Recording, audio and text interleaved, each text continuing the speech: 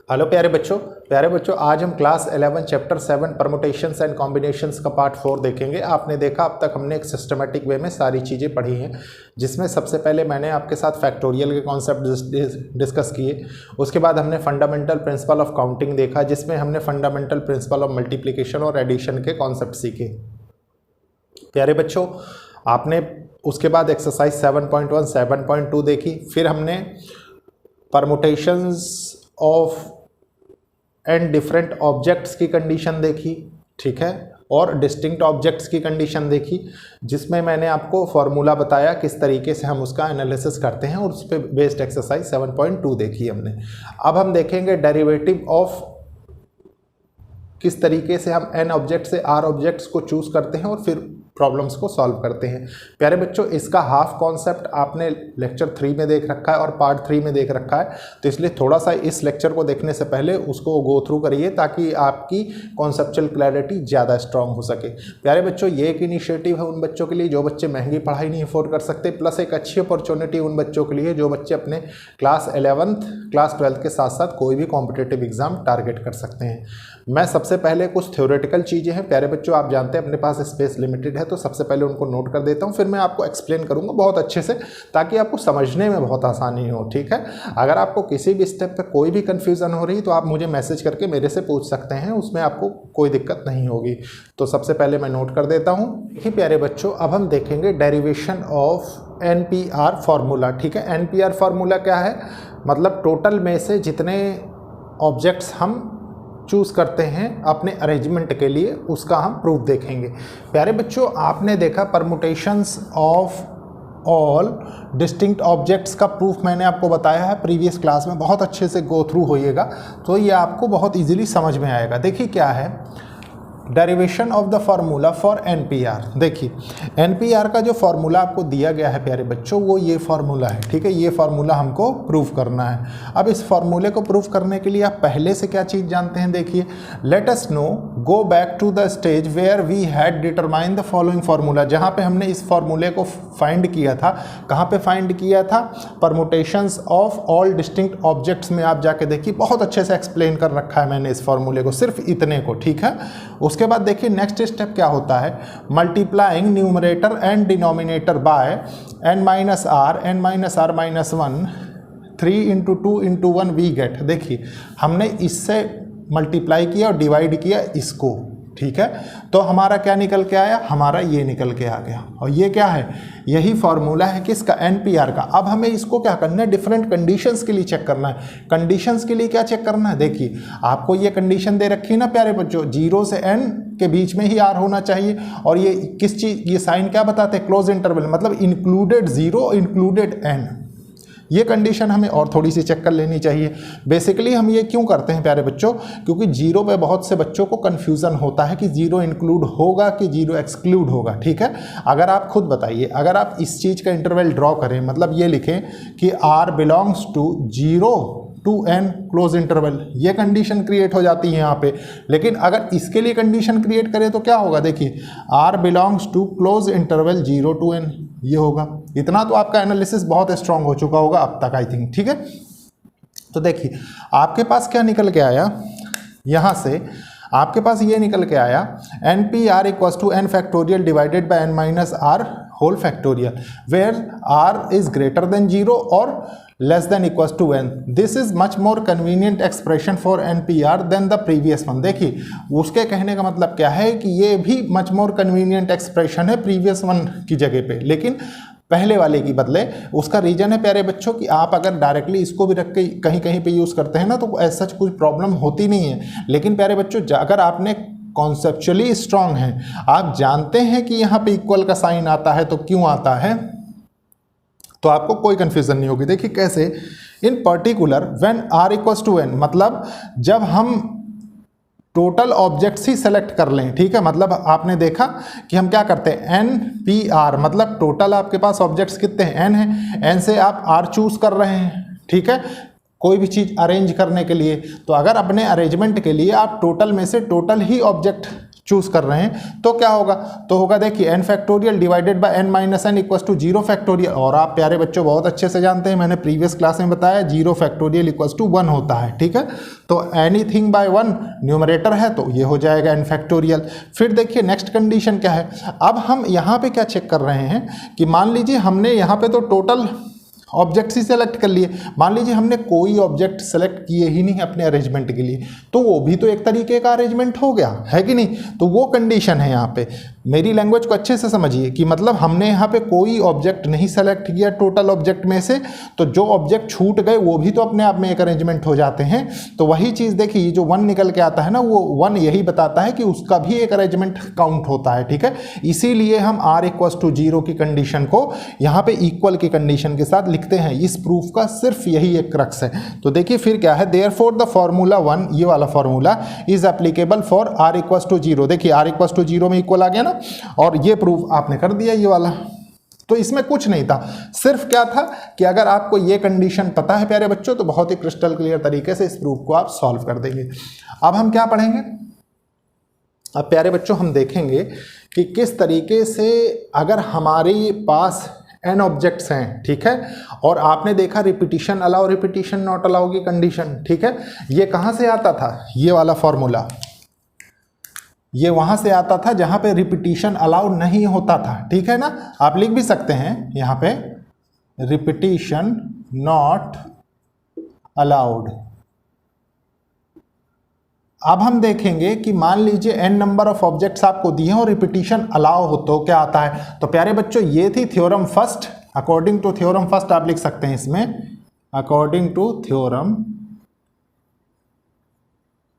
First, ठीक है, ये कंडीशन हम पाते हैं। और प्यारे बच्चों अगर ये आपको क्लियर है तो थ्योरम सेकंड भी आपको बहुत अच्छे से क्रिस्टल क्लियर होगी। तो सबसे पहले मैं इसको रब कर देता हूँ, फिर उसको समझाता हूँ। देखिए प्यारे बच्चों ये थ्योरम 2 है, थ्योरम 2 को बहुत अच्छे से समझेंगे। क्या कह रही है ये, the numerator of permutations of n different objects, कितने नंबर ऑफ, देखिए the number of permutations of n different objects, n different objects हैं अब, ठीक है, taken r at a time, हम r एट अ टाइम ले रहे हैं, ठीक है, वेयर रिपीटिशन इज अलाउड। प्यारे बच्चों जो मेन क्रक्स है वो है ये, रिपीटिशन अलाउ हो रहा है इज n की पावर r, ये कंडीशन है। तो ये कंडीशन टोटल है क्या, देखिए आपने देखा जब रिपीटिशन अलाउ नहीं होता था तब हम किस तरीके से एनालिसिस करते थे।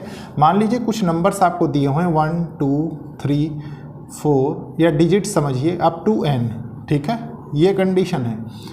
अब प्यारे बच्चों कुछ प्लेसेस मान लेते हैं जैसे first, second, third, fourth up to rth, क्योंकि हम पहले भी r मान रहे थे इसलिए आरएथ लेते हैं, ठीक है। अब प्यारे बच्चों ये तो फर्स्ट पोजीशन, ये सेकंड है, ये थर्ड है, ये फोर्थ है, ठीक है। अब हमारे पास क्या है कि रिपीटिशन अलाउ है, रिपीटिशन अलाउ है तो मतलब फर्स्ट पोजीशन हम n नंबर ऑफ ऑब्जेक्ट से टोटल n भर सकते हैं, कोई भी भरा जा सकता है। सेकंड कंडीशन भी हम n प्रकार से भर सकते हैं, थर्ड कंडीशन भी हम n प्रकार से भर सकते हैं, फोर्थ कंडीशन भी n प्रकार से भर सकते हैं, अप टू rth कंडीशन भी हम n प्रकार से भर सकते हैं, फिल कर सकते हैं, अरेंज कर सकते हैं, ठीक है, जैसा भी आप इसको कहना चाहें। अब इसके बाद क्या होता है, इसकी जो कंडीशन निकल के आती है कि permutations of n different object when r different objects taken r at a time where repetition allow, जब रिपीटिशन अलाउ, मेन कंडीशन है जब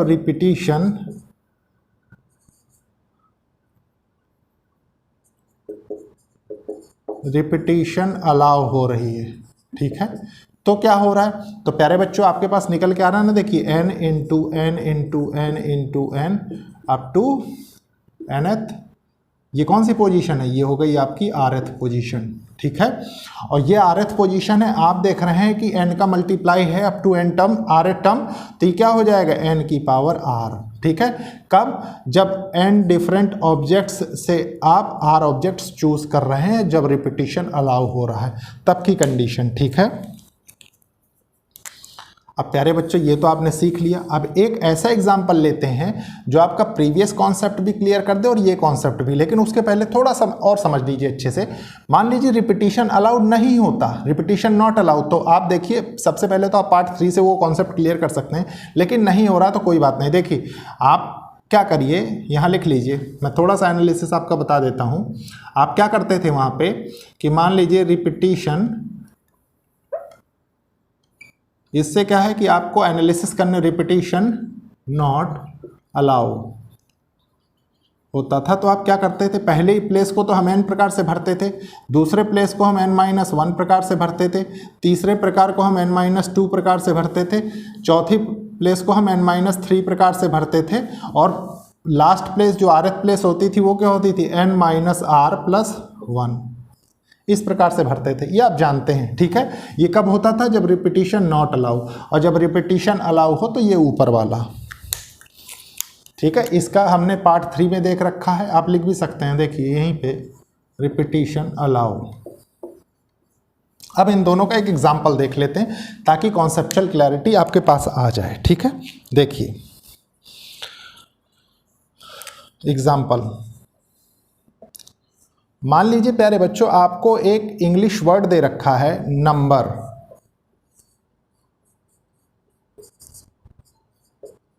नंबर, ठीक है। नंबर में प्यारे बच्चों लेटर्स कितने दिए हुए हैं आपको, तो लेटर दिए हुए हैं प्यारे बच्चों n=6, ठीक है, n=6 दिए हुए हैं आपको इसमें से सिर्फ 3 लेटर्स चूज करने, तो आप लिखिए r=3, ये भी आपने जान लिया, ठीक है। अब आपसे सिर्फ एक ही कंडीशन यहाँ पे बनती है। सबसे पहले हम प्रीवियस कंडीशन चेक करें। मान लीजिए आपको दे रखा है कि repetition not allow, repetition not allow, ठीक है। तो इसके लिए आप क्या फॉर्मूला जानते हैं, इसके लिए आप जानते हैं प्यारे बच्चों NPR=n फैक्टोरियल, ठीक है। उसके बाद n-r फैक्टोरियल, ये जानते हैं। और ये कहाँ से कहाँ तक ट्रू होता है, ये होता है 0 से लेके n तक। अब इसमें बस वैल्यू रख देनी है, देखिए क्या है 6p3, तो देखिए 6 फैक्टोरियल 6 - 3 फैक्टोरियल, ठीक है। थोड़ा सा और अच्छे से समझेंगे, देखिए क्या है 6 × 5 × 4 × 3 फैक्टोरियल डिवाइडेड बाय 3 फैक्टोरियल, तो इस 3 से ये कैंसिल हो जाएगा। देखिए इसका आंसर कितना आएगा, 6 × 5 = 30, 34 × कितना होता है 120 वेज, 120 वेज से अरेंजमेंट पॉसिबल है, कब, जब रिपीटिशन अलाउ हो रहा हो। अब हम नेक्स्ट कंडीशन चेक कर लेते हैं। मान लीजिए रिपीटिशन अलाउ नहीं हो रहा है, देखिए ये वाली कंडीशन देखिए, रिपीटिशन अलाउ, ठीक है। ये वाली कंडीशन देखते हैं, देखिए ये कंडीशन आपने देखी, सेम आपके पास दिया हुआ है n चीज़ों से आपको r चीज़ें चूज करनी है अरेंजमेंट के लिए। तो आपने क्या किया, n कितना दिया हुआ, 6 दिया हुआ, 6 की पावर 3, मतलब ये क्या है, ये है n की पावर r, ठीक है। अब 6 क्यूब कितना होता है 216 वेज से आप इसको अरेंज कर सकते हैं, कब, जब प्यारे बच्चों रिपीटिशन अलाउ हो रहा हो, तब आप ये फॉर्मूला लगा देंगे। अब हमें क्या पढ़ना है इसके बाद हमें पढ़ना है permutations when all the objects are not distinct. देखिए permutations when all the objects are not distinct, मतलब यहाँ पे सारे डिस्टिंक्ट ऑब्जेक्ट्स थे, आपने देखा यहाँ पे, ठीक है। अब प्यारे बच्चों उसके 2 कंडीशंस देखे हमने, रिपीटिशन नॉट रिपीटिशन। अब देखेंगे जब ऑब्जेक्ट्स डिस्टिंक्ट ना हो, नॉट डिस्टिंक्ट ऑब्जेक्ट्स हो मतलब डिफरेंट ना हो, सेम टाइप के ऑब्जेक्ट्स हो, तो क्या कंडीशंस बनेगी। तो प्यारे बच्चों सबसे पहले मैं इसको रब करता हूँ, फिर हम उसको देखते हैं। देखिए प्यारे बच्चों ये थ्योरम है, बहुत अच्छे से इस थ्योरम को पढ़ेंगे। देखिए थ्योरम क्या कह रही है, permutations when all the objects are not distinct, जब सारे ऑब्जेक्ट्स डिस्टिंक्ट ना हो तब के लिए कंडीशन है, ठीक है। डिफरेंट ना हो, कुछ मतलब सेम हो, तो क्या कंडीशन बनती है। देखिए थ्योरम 3 में, the number of permutations of N object where p objects are of same kind, जिसमें p ऑब्जेक्ट सेम काइंड के, and rest are all different, और बाकी सारे डिफरेंट है।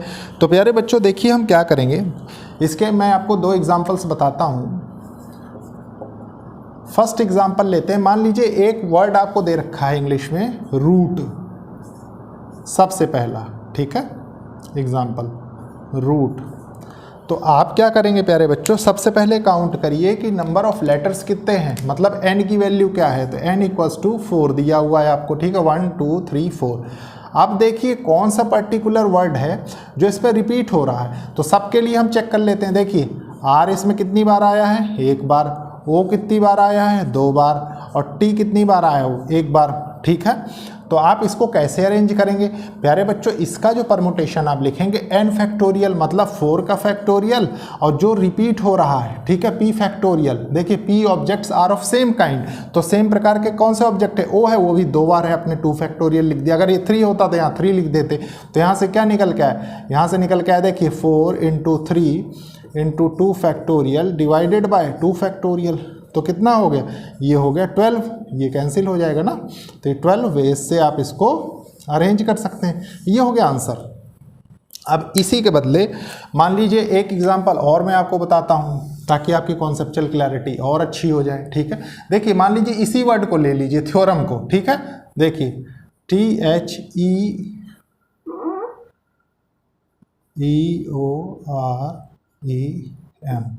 सेम कॉन्सेप्ट लगाएंगे, ठीक है। देखिए नंबर ऑफ लेटर्स कितने हैं, देखिए 1 2 3 4 5 6 7, n इक्वल्स टू 7 आपने कर दिया। फिर एक एक को हम चेक करेंगे कि वो रिपीट तो नहीं हो रहा है। तो देखिए हमने T देखा कितनी बार आ रहा है, 1 बार आ रहा है। H आपने देखा कितनी बार आ रहा है, 1 बार आ रहा है। E कितनी बार आ रहा है, E 2 बार आ रहा है, देखिए 1 2। O कितनी बार आ रहा है, 1 टाइम्स आ रहा है। R कितनी बार आ रहा है, R आ रहा है 1 बार, और M आ रहा है 1 बार। तो प्यारे बच्चों इसका परमुटेशन क्या होगा, इसका हो जाएगा n फैक्टोरियल। देखिए 7 फैक्टोरियल डिवाइडेड बाय कौन सा टर्म रिपीट हो रहा है, देखिए सेम काइंड का e, तो ये कितना हो जाएगा 2 फैक्टोरियल। अब इसको सॉल्व कर लेंगे, देख अब ये हो जाएगा 7 × 6 × 5 × 4 × 3 × 2 फैक्टोरियल डिवाइडेड बाय 2 फैक्टोरियल।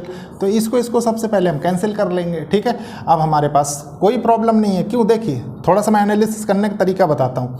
7 5 जा 35, 35 4 जा 140, 143 जा 420, और 426 जा आप कर लीजिए। देखिए 420 × 6, 6 2 जा 12, 1 6 4 जा 24, 125। तो ये हो गया प्यारे बच्चों, देखिए 2520 वे से आप थ्योरम वर्ड को अरेंज कर सकते हैं, ठीक है। ये कंडीशन हो गई। तो प्यारे बच्चों ये थी थ्योरम थर्ड। अब इसी का नेक्स्ट हम देखेंगे थोड़ा सा जनरलाइज्ड वे, तो इसलिए अच्छे से एनालिसिस करेंगे, क्योंकि देखिए जनरलाइज्ड वे में क्या है, मान लीजिए n/p same kind of object, इन दोनों में देखिए एक ही मिल रहा है, इसमें O मिल रहा है, इसमें E मिल रहा है, ठीक है। अभी मान लीजिए इसी में कोई और कंडीशन बना देता, R 2 बार मिल रहा होता, या मान लीजिए इसमें कोई 3 बार मिल रहा होता, कोई 4 बार मिल रहा होता, ठीक है। मान लीजिए R 5 बार यूज कहीं हो रहा होता, कोई वर्ड ऐसा लिया जाता, ठीक है। तो अब उनके लिए थोड़ा सा एक थ्योरम और देखेंगे हम, थ्योरम फोर्थ। तो सबसे पहले इसको रब करूंगा फिर देखेंगे। देखिए प्यारे बच्चों अब हम देखेंगे थ्योरम फोर्थ, बहुत अच्छे से एनालिसिस करेंगे। देखिए क्या है, प्रीवियस थ्योरम का ही जनरलाइज्ड वे है ये, तो ज़्यादा परेशान होने की जरूरत नहीं, बस आपको समझना है अच्छे से। देखिए क्या है, the number of permutations of n objects where p1 objects are of same kind. मान लीजिए इसमें p1 ऑब्जेक्ट्स सेम काइंड के हैं, P2 are of second kind, मतलब P2 ऑब्जेक्ट्स सेकेंड काइंड के दिए हुए, मतलब दूसरे प्रकार के, और ऐसे बढ़ते हुए हम P के are of kth kind, and rest. और बाकी प्यारे बच्चों जो भी उस वर्ड में अल्फ़ाबेट्स होंगे एंड रेस्ट उन्हीं के लिए यूज़ हुआ है, ठीक है, एंड द रेस्ट। इसके बाद क्या है, if any are the different kind is, तो हम ये फॉर्मूला यूज़ करेंगे। देखिए प्यारे बच्चों एक एग्जाम्पल लेता हूँ मैं सबसे पहले, ताकि आपकी कॉन्सेप्चुअल क्लैरिटी बहुत अच्छी हो जाए, ठीक है। देखिए एग्जाम्पल लिखेंगे, इंस्टीट्यूट।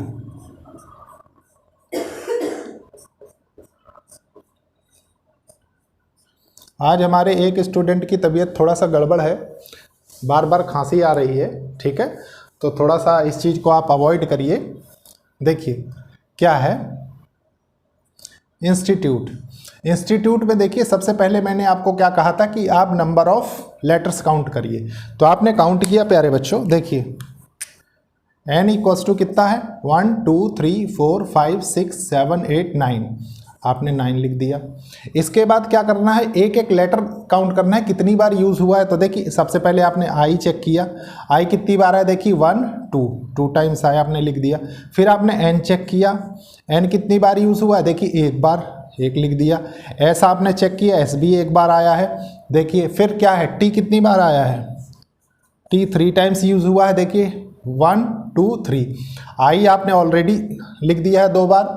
टी यू देखिए यू एक बार आया है और ई एक बार आया है, ठीक है। मतलब इसमें कौन कितने काइंड से हो गया, देखिए मान लीजिए P1 मान लीजिए तो 2, P2 मान लीजिए तो 3 एंड रेस्ट में तो सारे ही आ जाते हैं जो बचे हुए, ठीक है। सेम कंडीशन, डेफिनेशन क्लियर हो गई होगी अब आपको। अब इसके बाद बस इस पे आपको वैल्यूज पुट करनी है। तो आपने n फैक्टोरियल के बदले 9 फैक्टोरियल लिख दिया, देखिए 2 फैक्टोरियल लिख दिया और 3 फैक्टोरियल लिख दिया, हो गया। अब इसी को एक्सपेंड करके हमें सॉल्व करना है, कैसे, देखिए 9 into 8 into 7 into 6 into 5 into 4 into 3 factorial, देखिए 3 फैक्टोरियल इंटू 2 इंटू 1 कर देते हैं। देखिए इससे ये कैंसिल हो जाएगा, ठीक है। इस 2 से इसको कैंसिल कर दिया तो ये 2 हो गया। अब देखिए 5 2 जा 10 हो गया, ठीक है। 10 6 जा 60 हो गया, 67 जा 740 हो गया, ठीक है। 420 हो गया, ठीक है। ये 420 हो जाएगा और ये कितना है 72, 420 इंटू 72। अब देखिए ये कितना हो जाएगा 840 हो जाएगा। उसके बाद 7 टाइम्स कर लेंगे तो 0 14 7 4 जा 28 1 29, तो ये कितना निकल के आया, देखिए 0 4 12 0 3।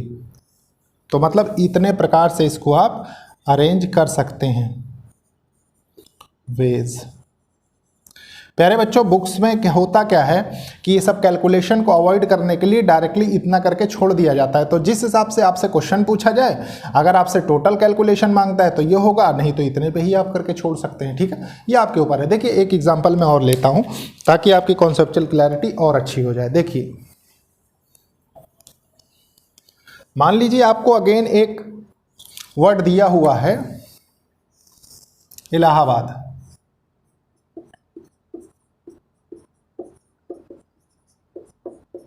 इलाहाबाद। सेम प्रोसेस हम अडॉप्ट करेंगे, ठीक है। कौन सा, एन काउंट करेंगे सबसे पहले, क्या होगा, देखिए 1 2 3 4 5 6 7 8 9 है, इसमें भी कोई प्रॉब्लम नहीं। इसके बाद देखेंगे कि हम कौन कौन से same kind of word use हुए हैं, लेटर्स, ठीक है। देखिए ए हमने देखा तो ए कितनी बार आया, देखिए 1 2 3 4 टाइम्स। एल कितनी बार आया, देखिए 2 टाइम्स। एच कितनी बार आया है, एक बार आया है।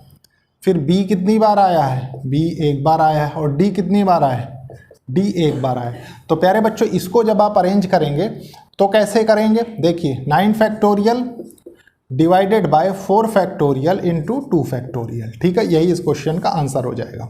मतलब इसमें आप ऐड कर सकते हैं इतने वेज से, ठीक है। मतलब इतने तरीके से आप इलाहाबाद वर्ड को अरेंज कर सकते हैं। तो प्यारे बच्चों ये था आज का लेक्चर को लाइक शेयर सब्सक्राइब करिए और कोशिश करिए कि ज़रूरतमंद स्टूडेंट्स तक ये लेक्चर्स पहुँचे। आपने देखा एक सिस्टमेटिक वे से हमने अब तक सारी चीज़ें सीखी हैं। अब नेक्स्ट क्लास में इन्हीं थ्योरम्स के ऊपर हम क्वेश्चंस देखेंगे। अभी मैंने एग्जाम्पल भी आपको इतने बता दिए हैं प्यारे बच्चों कि अगर सिर्फ ये लेक्चर भी आप कर लेते हैं तो आपके लिए सफिशिएंट होगा, लेकिन क्वेश्चंस मैं ज़रूर से ज़रूर करवाऊँगा क्योंकि वो आपकी कॉन्सेप्चुअल क्लैरिटी तो स्ट्रॉन्ग करेंगे, प्लस आप देखेंगे कि आपकी स्पीड और एक्यूरेसी लेवल भी इम्प्रूव होगी। तो ओके, थैंक यू बच्चों।